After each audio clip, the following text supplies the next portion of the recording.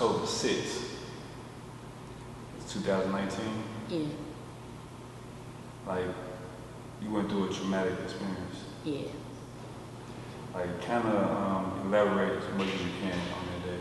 Okay. So, you want to start from what happened? Okay. So me, and my sister. I have an older sister. We went. We were hanging out for a friend's birthday, one of her friend's birthday. So it was me, my sister. Her name is Courtney. It was our friend Michael, a dude named Rico, and Kalani, which was the birthday girl. So we all linked up to go hang out for Kalani's birthday. So we went to a few spots downtown, but none of them were really cracking. We visited the casino, seen a couple old friends. You know, it was kind of weird because it was like I was seeing a lot of people I grew up with, and I was seeing just seeing hella people. Like it, you know, that word, one of them weird feelings. Like, why am I seeing everybody? So I even ran into my best friend, and I hadn't talked to her that night. So I'm like, how did I see her? You ain't even tell me what you was doing tonight. It was so weird. So we left and we went to this place called Big Daddy's on the landing. They was charging too much to get in that night, and really none of us really had no money. We really didn't have no money that night.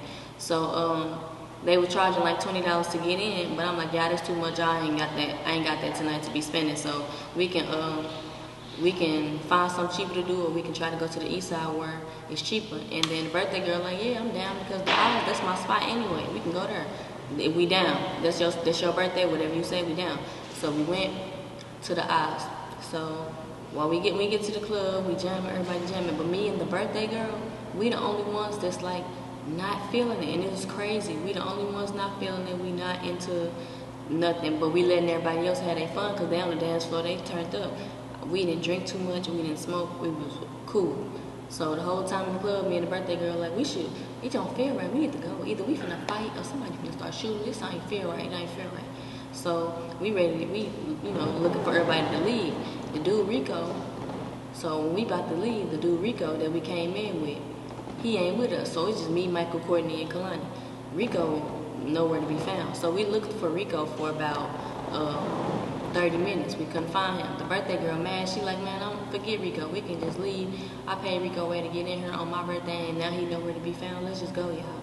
So we like, all right, no, let's wait. Let's look for him for another 30 minutes. You don't know. You never know what can happen. We did. Rico never came up. So we left, and I just remember when we was getting in the car or whatever, she was mad. She was like, I just paid Rico way to get in here. He gonna do this lame. He lame or whatever. So I'm like, all right, we get in the car. I put my headphones in, I grab my headphones and put them in my ear, and we finna pull off the lot of the aisle. We didn't make it off the lot of the aisle. Somebody hit us before we even got in the street, and then I woke up in the hospital. So I really didn't know all of that until I woke up. So yeah, my sister helped me. You know, she got me out the car. The car was splitting. The car was. Yeah, I seen the pictures. Yeah, it was horrible. So had it not been for my sister, I don't really know, because Michael flew out the car. Kalani was in a coma as well as me. I had broke my neck in 7 places, and I got seven screws and 2 plates in my neck. So I had broke my neck and was in a coma, and then Kalani had brain trauma and some problems with her lungs. I think she couldn't breathe, but she was in a coma though. So that's crazy that both of us sat to the side the whole night. We wasn't even feeling it or nothing. Then we was the ones hurt. So it's kind of like an energy thing, like, you know. And then so in my coma, you know, some people usually don't remember their comas, but I did though. And it was really fast. It felt like what I thought happened in my head. I thought that I went to sleep.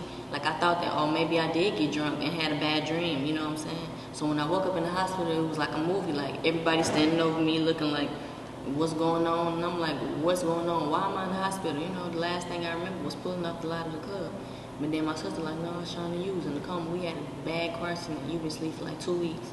So, you know what I'm saying? So I was just thinking, the spirit, maybe I was in another realm, like a spiritual realm, and it moves really fast because it felt like a bad dream, like I had just fallen asleep.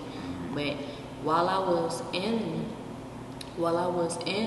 my coma, I remember me being somewhere dark, somewhere like, you know how ant farms look where you can see the ants moving through the dirt and all that? It felt like I was someplace like that, you know, someplace I didn't want to be for certain. I didn't want to be there, but it just felt like it was underground, or we was all going somewhere. It was other people with me, and other people there, but I just couldn't see them. It was creatures there.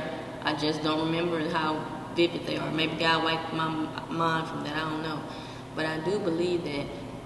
I don't know if everybody believe in hell, the devil, or God for real, but I do believe that maybe God was showing me somewhere I didn't want to be, or showing me what others' eyes can't see. You know what I'm saying?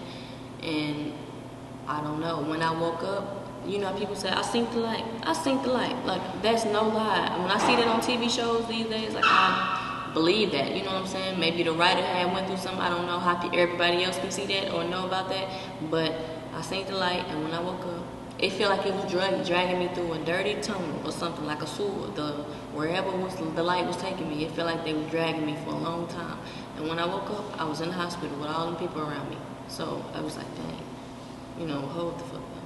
And then my mama and everybody in the room said, when I woke up, I was saying, the devil tried to take my soul, but God didn't let him. I can't remember all of that as vividly because I was on medication.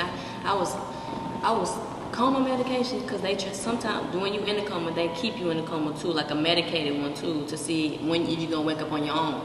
So I was high for about another 2 weeks still, until I got my mind back a little bit, you know. Yeah. So a friend went through that. His fellow rapper also. Yeah, he went through that. So and he was talking. I was like, you know what you saying? Like, no, none of that. Exactly. He don't remember. Exactly. Yeah. He don't remember. He was saying, no, I'm like, man, he kept saying, look at that. You don't see that over there? I'm like, man, I'm looking like, I'm just, you know, talking to him, trying to keep him up. But he don't remember none of that. Exactly. It's like, why do I remember? Some people don't remember their dreams, nothing. Why do I remember my dreams? Well, you know, I took it as God just trying to. And then I came back to Shana B. I ain't have no memory loss. Well, you know, I ain't a vegetable. I'm still living. I still can rap and remember my music and, you know, all that. So I took it as God just took me somewhere. So maybe he's using me. You know what I'm saying? Using me so I can put the word out there and do whatever I do, but in the best way I know how. Through music or through whatever I'm gonna do. People gonna know what I went through and how I got there. You know what I'm saying? So maybe God just used me to show, because people die every day. Innocent babies, old people, you know, innocent people, period. So to keep me here is for a reason. You know, I have some type of purpose. So I just keep on praying for my purpose to be unveiled, and hopefully that I'm, you know, on the right path to that.